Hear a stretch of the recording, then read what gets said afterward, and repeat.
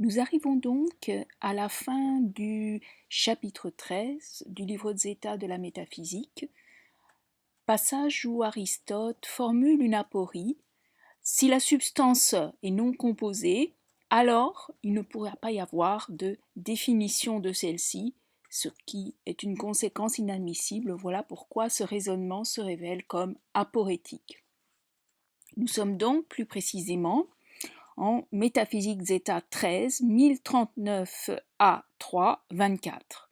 Je rappelle qu'Aristote a montré que l'universel ne peut pas être substance d'une chose, et d'autre part, que si on considère les parties de la quiddité qui sont des universels, eh bien, supposons que la quiddité de Homs soit animale douée de logos, toutes ces deux parties de la quiddité, le genre et la différence, sont des universels. Eh bien, si on considère les parties de la quiddité, Aristote a montré que celles-ci ne peuvent pas être substances dans des arguments que nous avons déjà vus. À partir des résultats qui précèdent, Aristote va donc formuler son aporie. Etide kai hode delon. Hode ici signifie de cette manière. Etide et encore, delon c'est clair, kai hode de cette manière-ci, kai aussi. Aristote va dans un premier temps établir qu'une substance ne peut pas être composée de plusieurs substances en acte. Adudanton gar ousian ex ousioneinai enuparkuson os entelekeia. Car, en effet, adunaton, il est impossible, ousian qu'une substance, einai ex ousion, soit ex ousion, donc à partir de substances, donc soit constituée de substances, en uparkuson, donc présente en elle, pour les débutants. Donc vous pouvez ici reconnaître un participe présent, hos entelekeia en entéléchie. Tagar duo, outos, entelekeia, ou dépoté, hen, entelekeia. Car, ta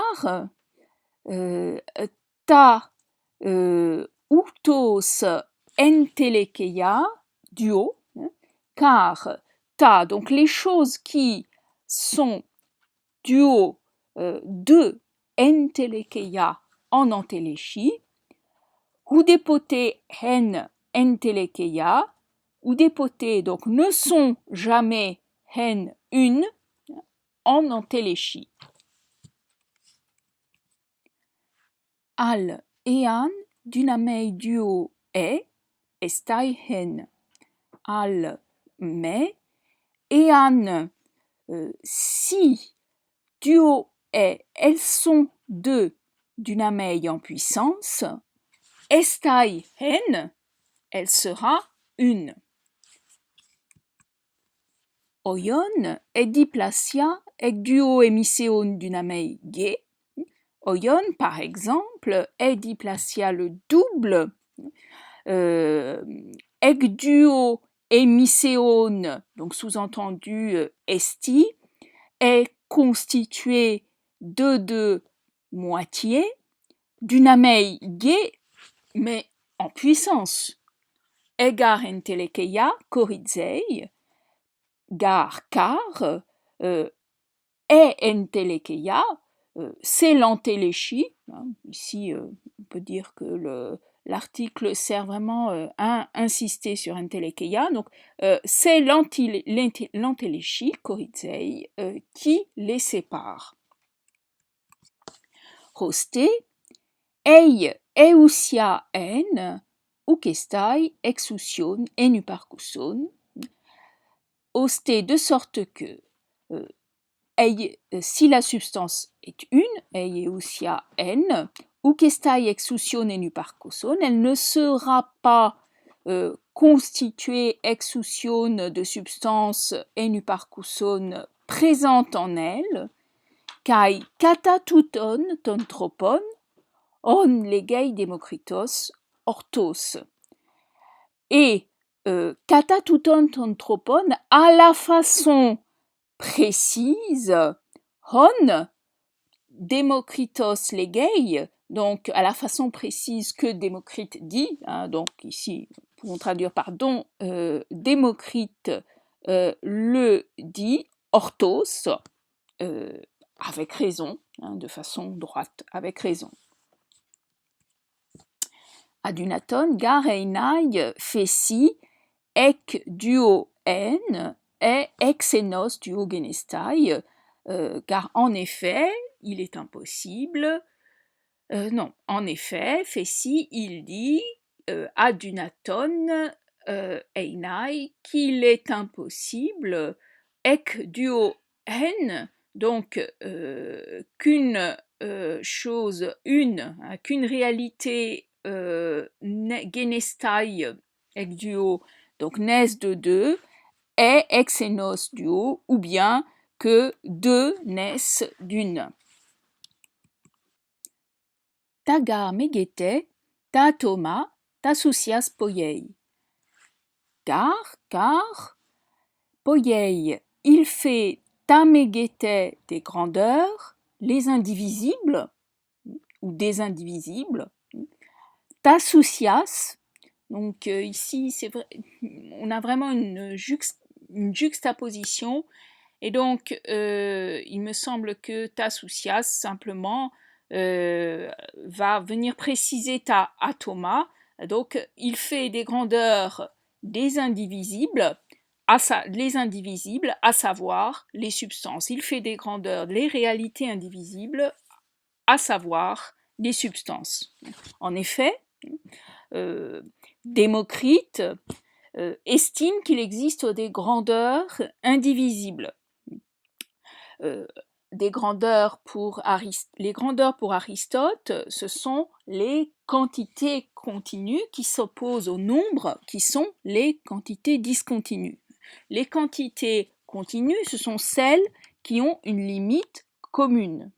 Et pour Aristote, le continu est divisible à l'infini, non pas en actes, parce que Aristote refuse toute forme d'infini en actes, mais divisible à l'infini en puissance. Donc Aristote défend une conception continuiste de l'espace et des corps, alors qu'à ce titre, Aristote s'oppose à la physique discontinuiste d'Épicure, et donc il exprime la théorie épicurienne de cette façon, c'est-à-dire que Épicure rend les grandeurs indivisibles en faisant des atomes des réalités insécables. Et donc, en langage aristotélicien, cela veut dire que les atomes démocritéens ne sont divisibles ni en actes, ni en puissance. Et donc, ici, nous voyons qu'Aristote évoque une physique discontinuiste qui s'oppose tout à fait à sa propre physique continuiste. Et pourtant, il est en train de reconnaître une certaine cohérence, une certaine pertinence à la pensée démocritéenne. Il ne s'agit donc pas de reprendre intégralement Démocrite, mais néanmoins, Démocrite, pour Aristote, a raison d'une certaine façon. Pourquoi ?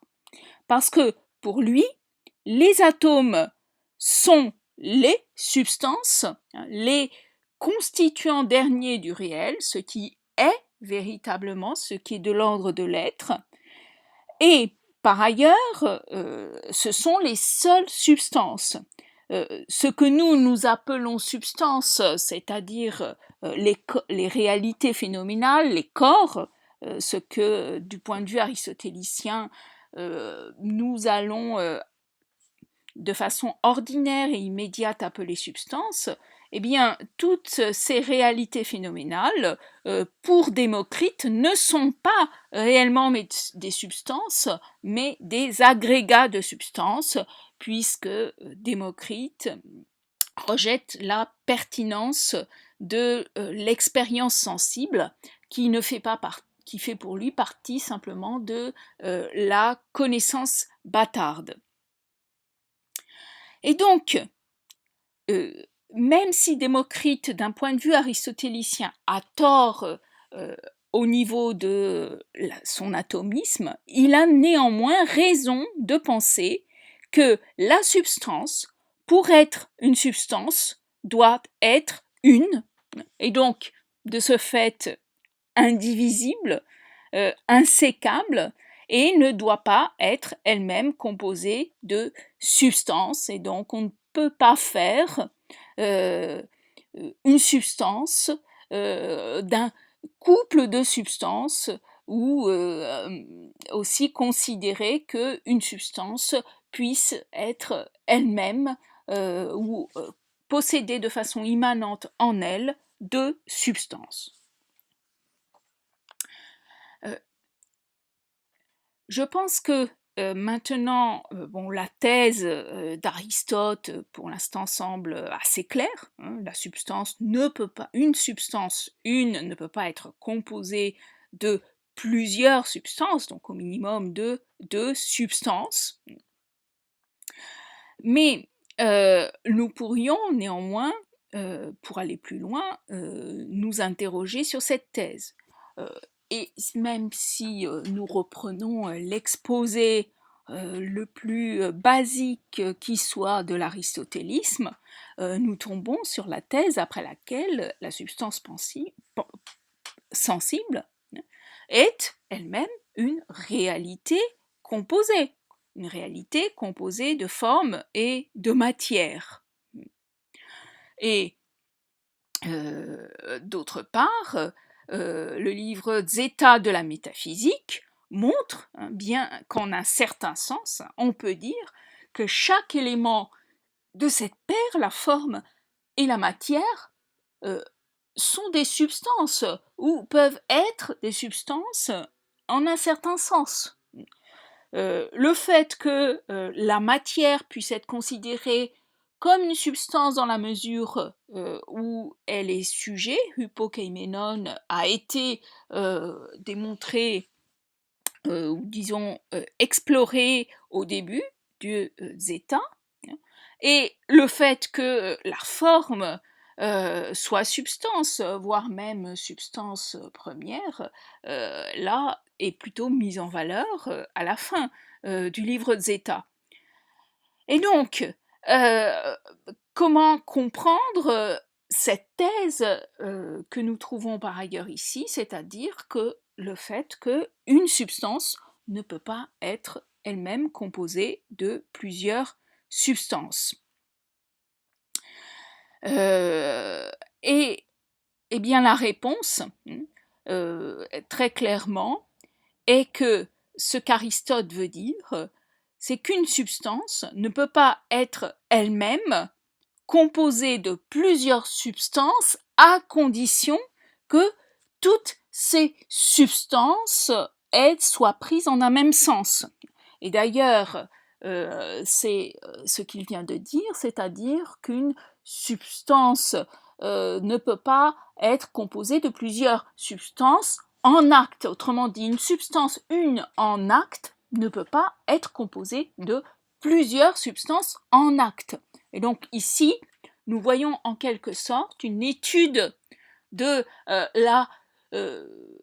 l'homonymie possible du terme substance, qui peut être pris soit dans le sens de substance en acte, soit dans le sens de substance en puissance. Et ce que Aristote refuse dans cette distinction entre l'acte, à partir de cette distinction entre l'acte et la puissance, c'est que une substance puisse être composée de substances, une substance en acte puisse être composée de deux substances en acte, mais ça lui permet d'accepter, comme il vient de le montrer, qu'une même substance en acte puisse être composée de plusieurs substances en puissance. Alors certes, l'exemple qu'il a donné est un petit peu problématique puisque l'exemple qu'il a donné est l'exemple du double et de la moitié, c'est-à-dire que dans un double, les moitiés n'existent qu'en puissance et pas en acte, et donc on peut estimer que le double en acte n'est pas composé de deux unités en acte, mais de deux unités simplement en puissance. Bon, ici, il faut comprendre par double et moitié, semble-t-il, plutôt des quantités continues. Donc effectivement, cela veut dire en gros, si j'ai un segment, c'est-à-dire en vocabulaire aristotélicien, une ligne, eh bien cette ligne qui est une en acte, on peut considérer qu'elle est composée de plusieurs lignes en puissance, et je dirais même d'une infinité de lignes en puissance, c'est-à-dire tous les segments qui pourraient être divisés à l'intérieur de la ligne. Mais évidemment, elle ne peut pas être composée d'une multiplicité de lignes en acte pour rester continue. Et donc, pourquoi cet exemple est-il problématique? Eh bien, tout simplement, c'est un exemple qui est censé illustrer le caractère irréductiblement unitaire des substances à partir de quantités, puisque double et moitié, ce sont des quantités, pas des substances, mais bon, c'est une approximation, mais sans doute serait-il possible de trouver des substances qu'on pourrait diviser uniquement à partir de la quantité et donc former deux substances à partir d'une. Bon, donc peu importe, en tout cas, cela nous permet de comprendre la thèse aristotélicienne. Mais donc, qu'en est-il néanmoins pour la forme et la matière? Eh bien, la forme et la matière nous ne sommes pas comme dans le cas de la quantité, où nous pouvons effectivement en acte diviser une ligne en deux et donc obtenir donc deux lignes en acte. Ici, pour la forme et la matière, nous ne pouvons pas les diviser, les séparer l'une de l'autre. Comme vous le savez. Donc la composition dans le cadre de la substance n'est pas du même ordre que la composition dans le cadre de la quantité. Mais néanmoins, on peut dire que la substance, en tout cas la substance sensible, est composée de substances, mais de substances qui ne sont pas substances dans le même sens. L'une étant substance au titre de matière et l'autre étant substance au titre de forme. Et donc, Démocrite a eu raison de ne pas accorder de substantialité à ces agrégats, mais il a eu tort d'avoir pensé l'unité de la substance uniquement comme celle d'une grandeur insécable. Et la solution aristotélicienne pour pouvoir penser à la fois la substance et la composition, et donc pour pouvoir penser l'unité en dehors de la catégorie de la quantité va être la distinction des différents sens de l'être et en particulier la distinction entre la puissance et l'acte et la distinction entre les différents sens du terme substance. Ici, nous avons maintenant un autre exemple là aussi problématique pour faire comprendre cette thèse ou pour illustrer cette thèse, mais c'est encore un exemple qui n'est pas réellement une illustration. Homoios toinun delon,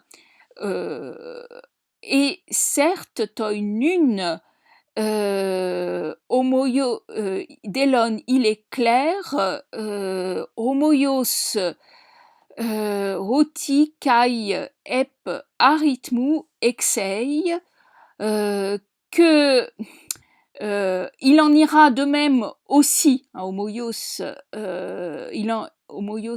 ekei, il en ira de même aussi epiarithmou à propos du nombre.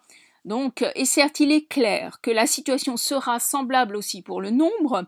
Eiper esti ho arithmos synthesin monadon. Eiper si du moins, ho arithmos, le nombre est une addition de monades.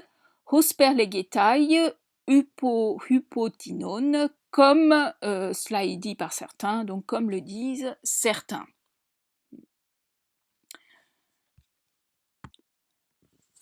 Que le nombre soit une addition de monades est une définition reçue. Par exemple, c'est la première définition grecque du nombre attribuée à Thalès, monadone, systéma. Là aussi, cette illustration est problématique, hein, puisque autant avec le double et la moitié, nous étions plutôt du côté de la quantité continue, ou en tout cas à un niveau suffisamment général qui puisse valoir aussi bien pour la quantité continue que la quantité discrète. Ici, avec le nombre, donc nous sommes donc au niveau de la quantité discrète. Et là, eh bien, ceux qui estiment que le nombre est une addition de monades, en fait, sont très indirects. Enfin, Aristote pense que ceux-ci sont très indirectement en accord avec lui, parce que ceux qui pensent ainsi feraient de la monade, de l'unité, la substance, et estimeraient que la substance est nécessairement une, et donc que le nombre ne peut pas par lui-même être un, il ne peut être qu'une addition, c'est-à-dire une juxtaposition d'unité, une juxtaposition de substances, mais qui ne forme pas par elle-même une nouvelle substance.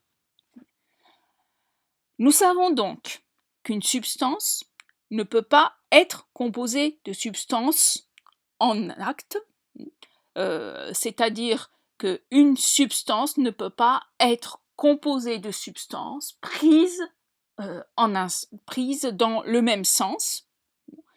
Quel est alors le rapport avec la question qu'Aristote est en train de traiter maintenant, c'est-à-dire la question de l'universel? Aristote va rattacher ce qu'il vient de dire au raisonnement précédent, c'est-à-dire le raisonnement qui était développé en 1038b 23-29, raisonnement d'après lequel l'universel, en tant que qualité, ne peut pas être substance. En effet, dans cet argument, si l'universel n'est pas substance de la chose, ni partie de la quiddité, comme cela avait été montré précédemment, alors on doit le considérer comme une qualité, hein, au sens d'affection, d'accident de la substance.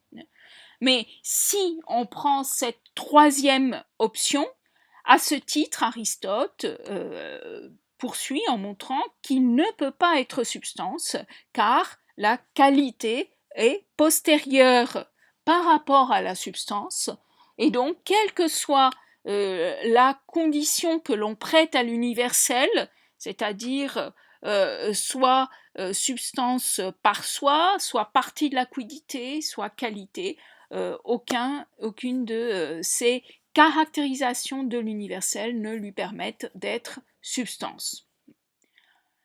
À partir de là, donc, Aristote va formuler son aporie. La première branche de l'aporie va pouvoir se résumer de la façon suivante.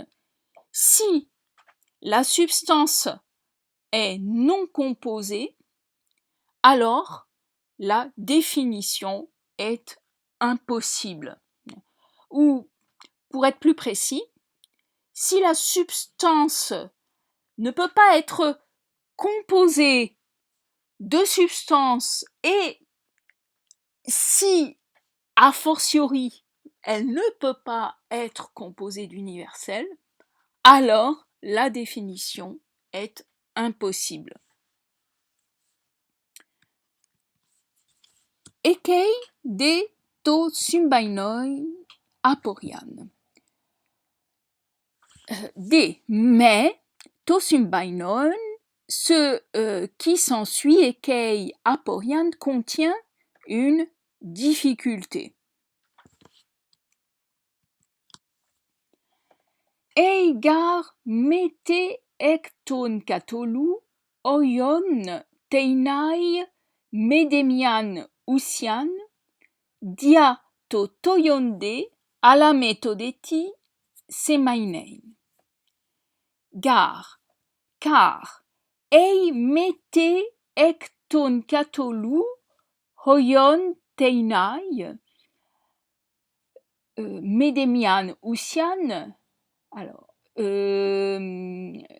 mete oion, mais donc s'il ei mete oion, mais s'il est impossible que medemian usian, qu'aucune substance einai soit composée ekton katolu d'universel ou soit constituée d'universel, dia à cause du fait que to toyonde semainein, à cause du fait qu'il signifie toyonde telle chose, alame todeti, mais pas un ceci. Ici, nous avons une allusion directe à l'argument qui était présent en 1038b 34 1039 a 3, l'argument d'après lequel un prédicat commun, un universel, ne peut pas indiquer un todeti, un ceci, mais indique toujours donc un toyonde qu'on pourrait, le fait d'être telle chose, d'être de telle sorte, et donc que nous pourrions également traduire par la qualité. Et donc, c'est parce que l'universel ne peut pas indiquer l'être déterminé, le ceci, qu'à ce titre, il ne peut pas être considéré comme substance, puisque le fait d'indiquer un todeti est l'un des critères de la substance qui est utilisé par Aristote dans le livre Zeta. Donc, car s'il n'est pas possible qu'aucune substance soit constituée d'universel, donc à cause, donc je dirais d'une part du fait que les universels signifient telle chose, mais ne signifient pas un ceci, met exousion endeketai entelekeia einai medemian usian synteton, met endeketai et qu'il n'est pas non plus possible donc que medemian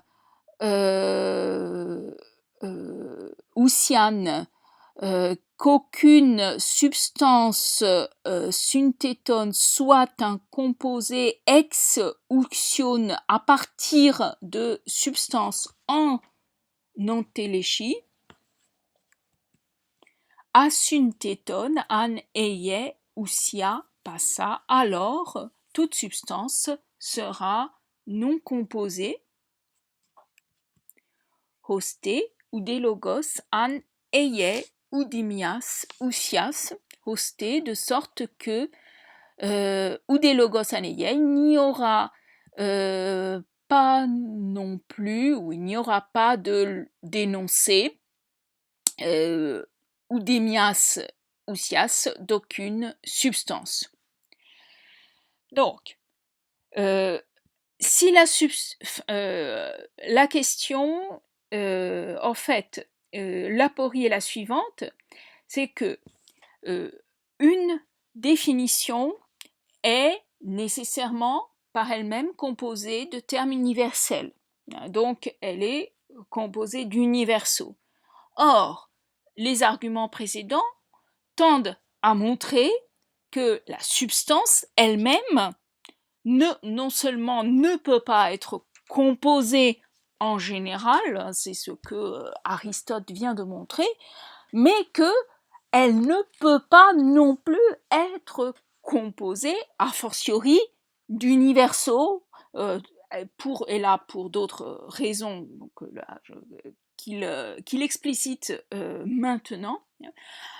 Et donc, si la substance ne peut pas être composée d'universaux, comment pourrait-il exister une définition de la substance qui, elle, doit être composée de termes universels? Évidemment, si on considère que la définition est le décalque du statut ontologique de ce qu'elle définit, alors nous aboutissons à la thèse de l'impossibilité de la définition. Donc le raisonnement est le suivant: si une substance ne peut pas être composée d'universel, alors il ne peut y avoir de définition de la substance. Or, Aristote a montré à plusieurs titres qu'une substance ne peut pas être composée d'universel. En effet, soit on considère que l'universel est une substance, soit on considère qu'il n'est pas une substance, et alors, dans le raisonnement précédent, tombe dans cette catégorie du toyonde, donc que l'universel n'énonce pas un todéti mais un toyonde, donc qu'il énonce quelque chose qui serait de l'ordre de la qualité. Donc, nous pouvons considérer que l'universel est soit une substance, soit une qualité. Quelle que soit l'option, nous sommes amenés, d'après les argumentations précédentes, à conclure que l'universel ne peut pas être que la substance, ne peut pas être constituée d'universel. En effet, si, dans l'optique où on estimerait que l'universel peut être substance, l'argument qui précède immédiatement vient de démontrer qu'une substance ne peut pas être elle-même constituée de plusieurs substances. Donc si les universaux étaient des substances, alors la substance ne pourrait pas être constituée d'eux. Et si on considère on admet que l'universel ne peut pas être une substance, mais qu'il est une qualité, alors on tombe sur l'argument qui avait été là aussi précédemment développé, c'est-à-dire que si l'on considère que l'universel est une qualité, eh bien il ne peut pas lui-même constituer la substance, parce que la qualité n'est pas antérieure mais postérieure à la substance. Et donc, quelles que soient les options qui ont été développées précédemment, on aboutit à l'idée que donc la substance ne peut pas être constituée d'universel, et donc qu'il n'y aura pas de définition possible de la substance. Mais évidemment, cette conséquence de l'argumentation précédente se heurte à une thèse ou je dirais une option philosophique aristotélicienne absolument fondamentale, c'est celle de la possibilité de la définition. Et nous arrivons donc à la deuxième branche de l'aporie. Par ailleurs, nous savons, ou il a, disons-le, été vu qu'il existe une définition de la substance, voire même que la définition est en premier lieu la définition de la substance. Alamen dokeige passi kai elencte palai, mais en fait, dokei passi, il apparaît à tout le monde, kai elencte palai et elencte, donc l'ego, aoriste indicatif passif. Et il a été dit tout à l'heure, monon usias einai oron malista. Combien il y a une définition de la substance, horon, horon usias, définition de la substance, seulement, monon, malista, non, malista, excusez-moi, malista, ou surtout. Donc, combien il y a une définition de la substance, seulement ou bien surtout d'elle. Ici, donc nous avons une allusion résultat de Métaphysique Zeta 4.5, ce qui est résumé à la fin de Zeta 5 de la façon suivante. Hotimenun esti o horismos hototi eneinai logos, que donc la définition horismos est le logos, est l'énoncé de l'être ce que c'est, oui bon, de la quiddité, et que l'être kai toti eneinai est monon ton usionesti, et que l'être ce que c'est, et que la quiddité appartient ou bien monontonusion, ou bien soit aux seules substances, hemalista, soit surtout, kai protos, kai aplos, en premier, et simplement à elle, Delon, c'est clair. Bon, je reviens maintenant à Zeta 13. Nun doudetotes, mais maintenant, elle n'en a même plus, c'est-à-dire d'après tout ce que nous venons de dire, eh bien, nous ne pouvons plus admettre de définition de la substance. Oudenos ar estai orismos. Alors, estai orismos oudenos, il n'y aura définition de rien. E tropomentina estai tropondetina, ou bien estai, il y en aura tropomentina dans un certain sens, et tropomentina d'où, et en certain sens non. Delon estai tolegomenon, ecton husteron malon, tolegomenon, ce qu'on dit, ce qui est dit, estai delon sera clair, ecton husteron malon, surtout, à partir de ce qui vient après, donc de ce qui sera développé par la suite. Si la substance donc n'est pas composée d'universel, alors il ne peut pas y avoir de définition de la substance. Aristote va devoir relever le défi que pose cette aporie. Comme nous allons le voir, c'est un défi qui a déjà largement été relevé. Mais c'est un défi qui rappelle un certain nombre de thèses énoncées par le disciple, un socratique, avec lequel Aristote dialogue de temps en temps, et en particulier dans la métaphysique. Il s'agit d'Antisthène. Pourquoi ? Parce que Antisthène, tout d'abord, était anti-platonicien, et donc lui aussi était critique des formes platoniciennes et refusait leur existence, donc il refuse d'hypostasier l'universel, et donc de considérer que l'universel soit substance. Et d'autre part, Antisthène refuse la possibilité de la définition et substitue à la définition l'oikeios logos, le discours propre.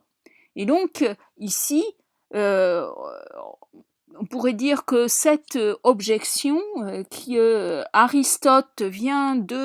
cette aporie qu'Aristote vient de formuler et qu'il va devoir résoudre, est une aporie qui aurait pu être formulée par un antisténien. Si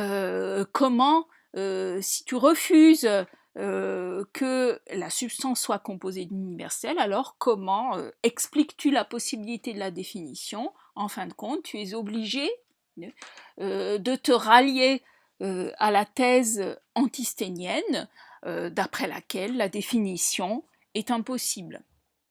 Alors comment Aristote va-t-il résoudre cette aporie ? Bon, il annonce sa résolution pour la suite, mais de fait, l'aporie a déjà été en grande partie résolue, puisque en Zeta 10, Aristote a montré que la définition est l'énoncé des parties de la forme, et donc, effectivement, on peut dire que, en ce sens, la définition est possible. Que la définition est définition de la substance, mais en distinguant les différents sens de la substance. Si nous prenons substance au sens de la substance composée, de la substance singulière, composée de forme et de matière, alors de cette substance-là, il ne pourrait pas y avoir de définition, mais par contre, si nous prenons la définition, la substance au sens de la forme, là, il pourra y avoir définition. Et donc, c'est vrai que de ce fait, dans un certain sens, il n'y a pas de définition de la substance, mais dans un certain sens, oui, et je dirais même surtout, donc lorsqu'il s'agit de la définition de la forme. Et Aristote a aussi, donc dans le cours de Zeta, c'est-à-dire en Zeta 11, déterminé quelles sont les parties de la forme, puisque la définition est composée de parties, donc il faut bien qu'il y ait que la forme elle-même soit composée de parties, et quel peut être le type d'unité de l'énoncé de la définition, car si la forme ou la substance est une, il faut bien que la définition, qui est composée de parties, soit elle aussi une. Et c'est là, donc en métaphysique Zeta, donc 12, qu'Aristote va à nouveau mobiliser la matière et la forme pour faire du genre la matière et de la différence la forme, et ainsi constituer l'unité de la définition. Et si donc la définition est bien la définition d'une substance une, malgré le fait qu'elle soit composée de parties, elle pourra néanmoins être une définition une. Nous avons donc terminé notre approche du chapitre 13. Il restera donc à enchaîner avec